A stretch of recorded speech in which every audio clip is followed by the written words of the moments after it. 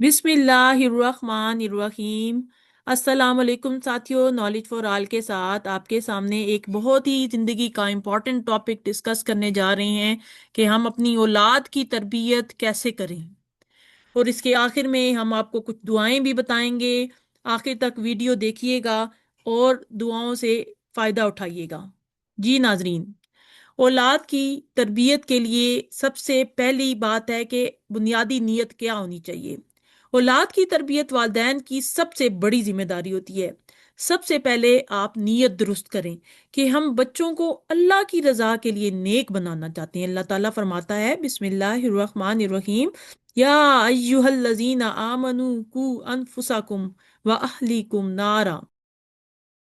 तर्जुमा: ऐ ईमान वालो, अपने आप को और अपने घर वालों को आग से बचाओ। यानी वालिदैन पर लाजिम है कि वो औलाद को दीन सिखाएं।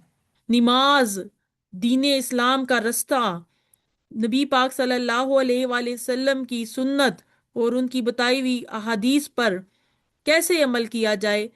वालिदैन को ये सब कुछ अपनी औलाद की तरबियत में जो है वो लाना है। इसको लाहे अमल बनाएं, एक जिससे आप अपनी औलाद को दीन इस्लाम के रास्ते पर चला सकें और उनकी दुनिया और आखिरत दोनों संवार सकें। बच्चों के साथ कैसा बर्ताव होना चाहिए? मोहब्बत और नरमी के साथ। नबी करीम सल्लल्लाहु अलैहि वसल्लम बच्चों से बहुत मोहब्बत फरमाते थे। आप सल्लल्लाहु अलैहि वसल्लम हजरत हसन रजी अल्लाह ताला और हजरत हुसैन रजी अल्लाह ताला को चूमते थे। हदीस में है, मन ला यरहम ला युरहम। जो रहम नहीं करता उस पर रहम नहीं किया जाता। बच्चों को डांट से ज्यादा मोहब्बत और समझाने की जरूरत होती है। घर में हमारा बच्चों के साथ नरमी वाला मामला होना चाहिए। नसीहत तभी असर करती है जब आप आराम से कोई बात समझाएं बच्चों को। अगर बात को नरमी से आराम से समझाया जाता है, वो ज्यादा असर करती है बात। यहाँ तक कि देखें, हजरत अल्लाह ताला ने हजरत मूसा अलैहिस्सलाम को और हजरत हारून को भी जब फिरौन के पास भेजा था तो फरमाया था कि तुम दोनों फिरौन के पास जाओ, बिलाशुबा वो बहुत सरकश हो गया है। फिर दोनों उससे नरमी से बात करना, शायद कि वो नसीहत कबूल करे या डर जाए। तो जब अल्लाह ताला फिरौन तक से नरमी इख्तियार करने का हुक्म देता है, तो हम अपने बच्चों के साथ क्यों सख्ती करते हैं?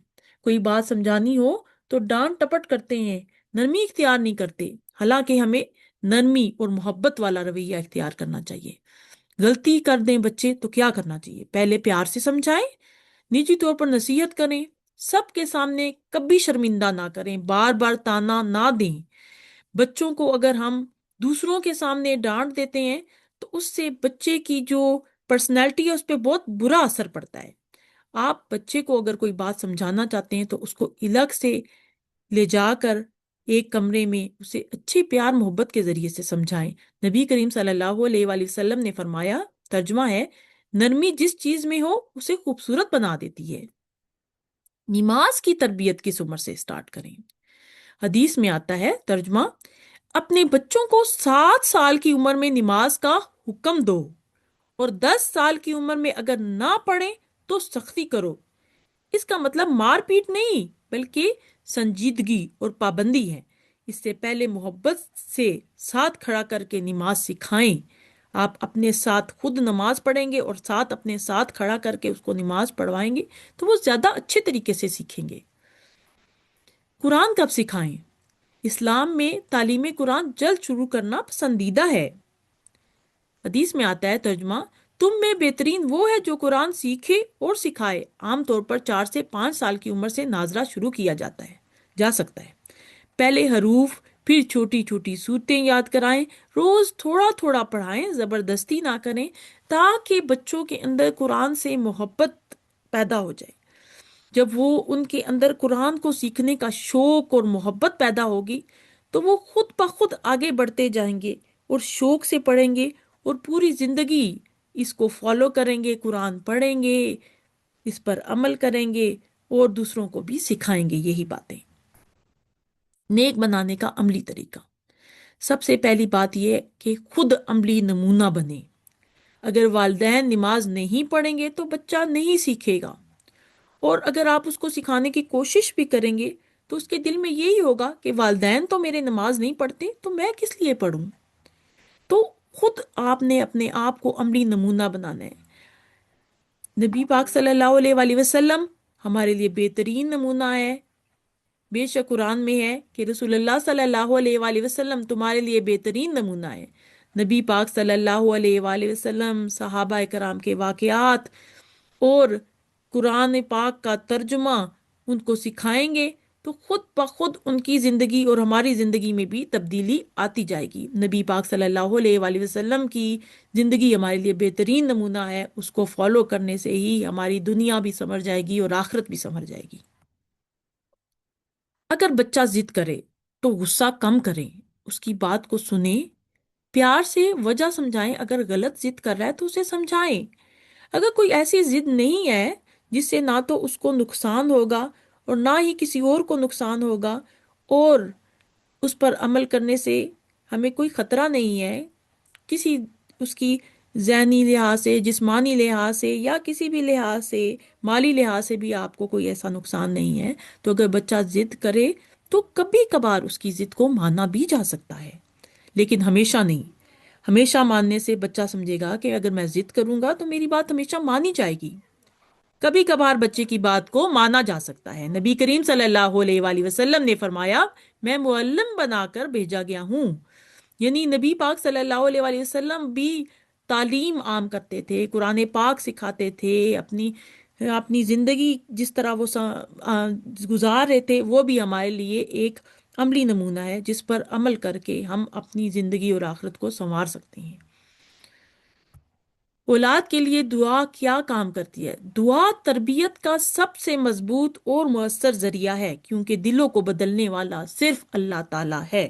والدین کوشش کرتے ہیں لیکن ہدایت دینا اللہ کے اختیار میں. اللہ تعالیٰ فرماتے ہیں سورۃ القصص میں، ترجمہ آپ جسے چاہے ہدایت نہیں دے سکتے بلکہ اللہ جسے چاہے ہدایت دیتا ہے. یعنی آپ دعا کریں، بچوں کے لیے ہدایت کی دعا کریں، ان کو نیکی پر چلنے کی توفیق کی دعا کریں، ان کو جو ہے وہ اچھی اچھی باتیں، نیکی کا راستہ دکھائیں اور ساتھ ساتھ دعا جاری رکھیں. اپنے بچوں کی جو دعا ہے، ہم والدین جو دعا کرتے ہیں بچوں کے حق میں، وہ سب سے بڑا ہتھیار ہے کیونکہ اللہ تعالیٰ جس کے دل کو چاہے بدل سکتا ہے، جس کو چاہے ہدایت کا راستہ دکھا سکتا ہے. تو اللہ تعالیٰ سے آگے ہی ہم ہاتھ پھیلا کر مانگیں گے اپنی اولاد کے لیے تو اللہ تعالیٰ دعا کو ضرور قبول کرے گا. حضرت ابراہیم علیہ السلام کی بہت ہی خوبصورت دعا ہے یہ. حضرت ابراہیم علیہ السلام کی دعا آپ کو کیا سکھائے گی؟ آپ کی اپنی اصلاح، والدین اور تمام ایمان والوں کے لیے بھی اس میں دعا ہے. اولاد کی اصلاح کے لیے بھی دعا ہے، دعا کی قبولیت کا بھی بتایا گیا ہے، مغفرت کی بھی درخواست کی گئی ہے. تو یہ دعا ہم نماز میں بھی اپنے ساتھ شامل کر سکتے ہیں درود شریف کے بعد، اور اس کو زندگی میں بھی عام چلتے پھرتے یا کسی بھی ٹائم پہ پڑھ سکتے ہیں. یہ نبیوں کی دعا یعنی حضرت ابراہیم علیہ السلام کی دعا ہے. بسم اللہ الرحمن الرحیم. رب اجعلنی مقیم الصلاۃ ومن ذریتی ربنا وتقبل دعا ربنا اغفر لی ولوالدی وللمؤمنین یوم یقوم الحساب. ترجمہ، اے میرے رب مجھے نماز قائم کرنے والا بنا دے اور میری اولاد میں سے بھی ایسے لوگ بنا دے. اے ہمارے رب میری دعا قبول فرما. اے ہمارے رب مجھے، میرے والدین کو، تمام ایمان والوں کو اس دن بخش دے جس دن حساب قائم ہوگا. English translation. My lord make me an establisher of prayer and many from my descendants. our Lord, and accept my supplication. Our Lord, forgive me and my parents and the believers on the day the account is established. ایک اور دعا ہے سورۃ الفرقان میں درج ہے. بسم اللہ الرحمن الرحیم. ربنا ہب لنا من ازواجنا وذریاتنا قرۃ اعین واجعلنا للمتقین اماما. ترجمہ، اے ہمارے رب ہمیں ہماری بیویوں اور ہماری اولاد کی طرف سے آنکھوں کی ٹھنڈک عطا فرما اور ہمیں پرہیزگاروں کا امام یعنی پیشوا بنا دے. English translation. Our Lord grant us from among our spouses and our offspring comfort to our eyes and make us leaders for the righteous, یعنی ایسی اولاد اور گھر والے جو نیک ہوں، دین پر چلنے والے ہوں، اور جنہیں دیکھ کر دل خوش ہو جائے۔ اور اس کے آخر میں ہے، یعنی ہمیں ایسا بنا دے کہ ہم خود بھی نیک ہوں اور دوسروں کے لیے بھی نیکی کا نمونہ بن جائیں۔ یہ دعا ہمیں سکھاتی ہے کہ صرف نیک اولاد ہی نہیں مانگی گئی، اس میں مانگنی چاہیے، بلکہ خود بھی نیک بنے اور رہنما بننے کی بھی دعا کی گئی ہے۔ یہ بہت بڑی عظیم دعا ہے، اسے اپنا معمول بنا لیں، نماز کے بعد پڑھیں، چلتے پھرتے اس کو یاد کر لیں۔ چھوٹی سی دعا ہے، کہیں لکھ کے لگا لیں اور بار بار پڑھتے رہیں، اس سے فائدہ ہوگا آپ کو۔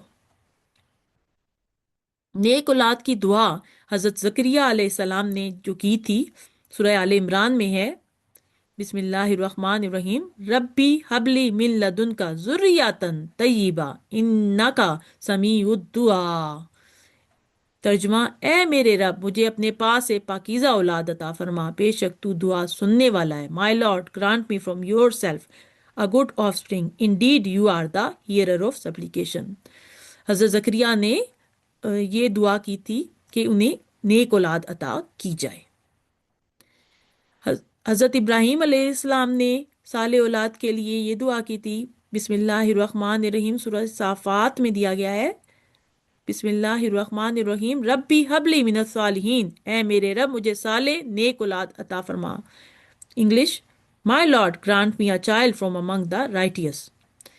اہم نصیحت، بچوں کو دین سے ڈرائیں نہیں بلکہ اللہ کی محبت سکھائیں۔ انہیں یہ احساس دیں کہ نماز سزا نہیں بلکہ اللہ سے بات کرنے کا خوبصورت وقت ہے۔ اگر آپ چاہیں تو آپ کو میں بچوں کی اسلامی روٹین بھی بتا سکتی ہوں، آپ اپنے کمنٹس کے ذریعے سے بتائیں تو میں آپ کو یہ تمام چیزیں جو ہے وہ روٹین وائز بھی بتا سکتی ہوں، تاکہ آپ کی اولاد نیک، صالح اور دین پر چلنے والی بن جائے۔ اچھا ماحول دیں بچوں کو، نیک دوست بنائیں، بچوں کے دوستوں پہ نظر رکھیں کہ اس کے دوست کیسے ہیں۔ اچھے دوستوں میں اٹھنا بیٹھنا ہو تو بچے پہ بڑا اثر ہوتا ہے۔ گھر میں قرآن کی تلاوت ریگولرلی آپ خود بھی کریں، بچوں کو بھی اس کا معمول بنائیں، اس کو اسلامی ماحول دیں، اور بچوں کے ساتھ محبت، نرمی، مستقل مزاجی، دعا اور عملی مثال بن کر ان کی اچھی تربیت کر سکتے ہیں۔ ناظرین، دو چیزیں ایسی ہیں کہ جو انسان مانگتا ہے تو ملتی ہے۔ ویسے تو اللہ تعالیٰ ہر چیز انسان کو دیتا ہے، لیکن دو چیزیں انسان اگر دعا کرتا ہے تو اس کو ملتی ہے، ایک ہدایت اور دوسرا اللہ سے محبت۔ اس کی دعا آپ کیا کریں تاکہ آپ کو اللہ تعالیٰ کی محبت بھی نصیب ہو اور ہدایت بھی نصیب ہو، تاکہ دنیا اور آخرت آپ کی سنور جائے۔